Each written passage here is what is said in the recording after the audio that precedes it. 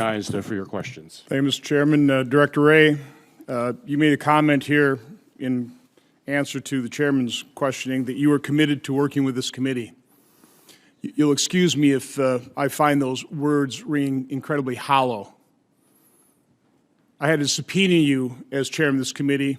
I really didn't get anything. I've written repeated letters, either with no response whatsoever or a non-response response.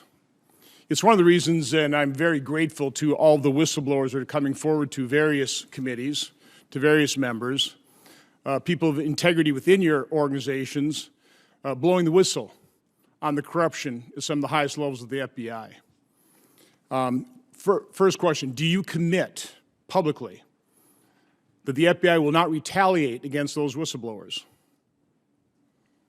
Senator, we will not retaliate against whistleblowers. I take the protections that are in law and regulation of whistleblowers extremely seriously. Good, we'll hold you to that. Okay, just like next. I take compliance with all of our other rules very seriously. Senator Grassley wrote you a letter on July 25th of 2020 in which he said that whistleblowers to his office reported that FBI officials initiated a scheme to downplay derogatory information on Hunter Biden for the purpose of shutting down investigatory activity related to his potential criminal exposure by labeling it, quote, disinformation. Boy, that's a familiar term. That scheme was hatched in August of 2020. Also included, he said, in August 2020, FBI supervisory intelligence analyst Brian Auten opened an assessment which was used by FBI headquarters team to improperly discredit negative Hunter Biden information as disinformation and cause investigative activity to cease. Have you responded to Senator Grassley's letter that he wrote over 3 months ago?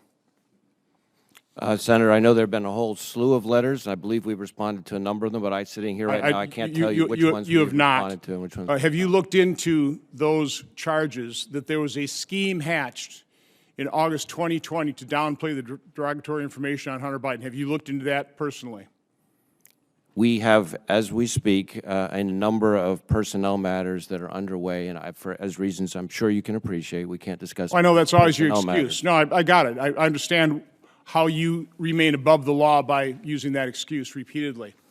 The reason I'm a little sensitive on August 2020 is that on August 6th, both Senator Grassley and I received an unsolicited briefing by members of the FBI, which I knew immediately was a setup.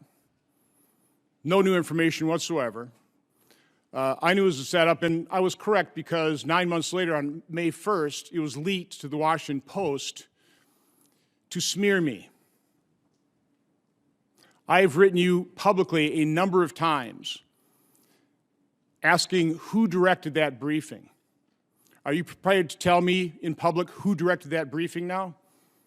Senator, first off, I can't discuss specific defensive briefings more broadly, and that's a long-standing practice. So tell me then, why have you refused to meet with us to privately tell us who directed that briefing? So, if I may finish my answer to the question.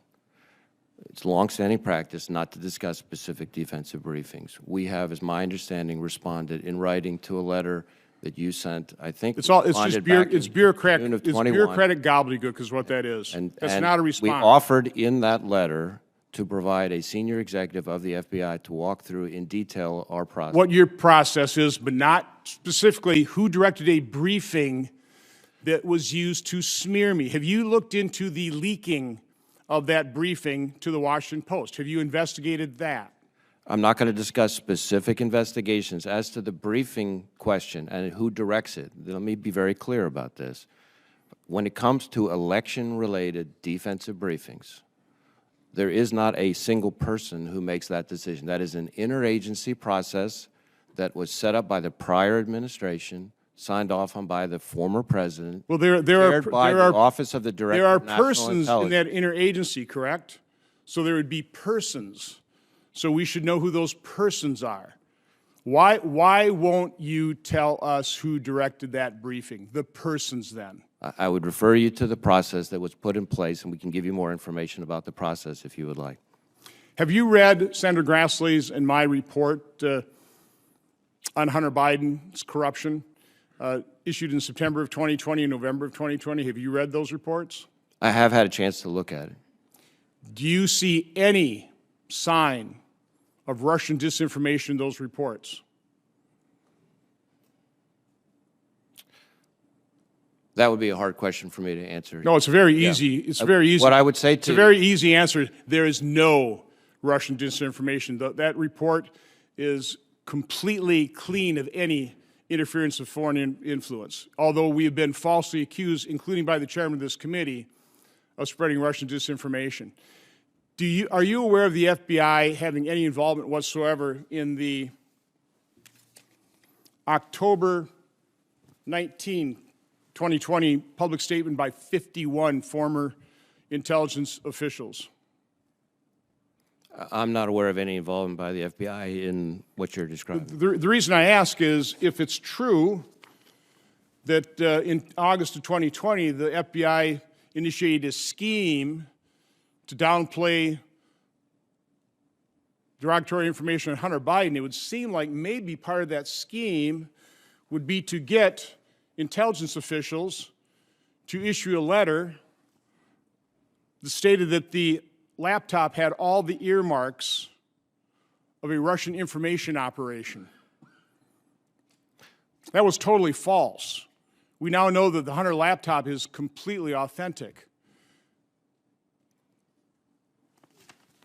The point I'm trying to make here is the unsolicited briefing that was leaked in May of 2021 was used to smear me and interfered into the U.S. Senate election of November 2022.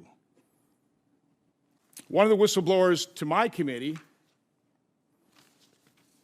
has stated that the FBI was no longer going to interfere in the election, something to that effect. I can't find it right now, and I'm running out of time. Oh, here it is.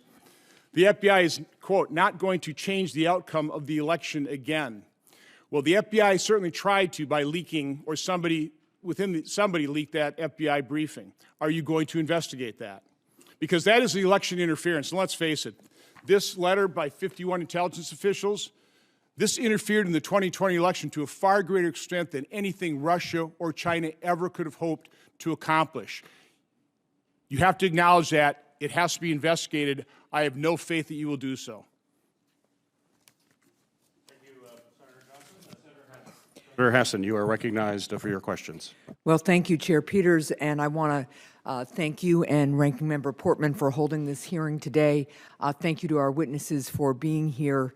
And I want to add my prayers and thoughts for the CBP officers, the officer who was fatally wounded and those who are gravely wounded, and to their families. I think it's fair to say that the people of New Hampshire and the United States are holding these brave men and women in our prayers.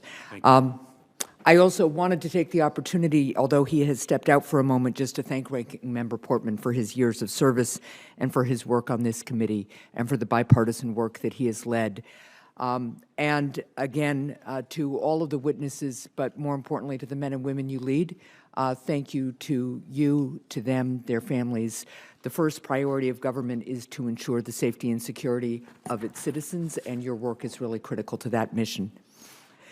Director Abizaid, I want to start with a question to you and then a follow-up to the other two witnesses. When we held this hearing a year ago, some assessments indicated that in the wake of the United States withdrawal from Afghanistan, al-Qaeda would have the ability to reconstitute itself and threaten the United States homeland within 1 to 2 years. Here we are 1 year later. To the extent that you can discuss it in an unclassified setting, what is the National Counterterrorism Center's assessment of al-Qaeda's capability to threaten the U.S. homeland? Thank you very much for the question. Al-Qaeda's capability to threaten the United States homeland from Afghanistan is quite limited, in part thanks to the operation that killed Ayman al-Zawahiri in Kabul here recently, but also because the al-Qaeda elements that are still present in Afghanistan are really not focused on external operations as far as we can tell. There are other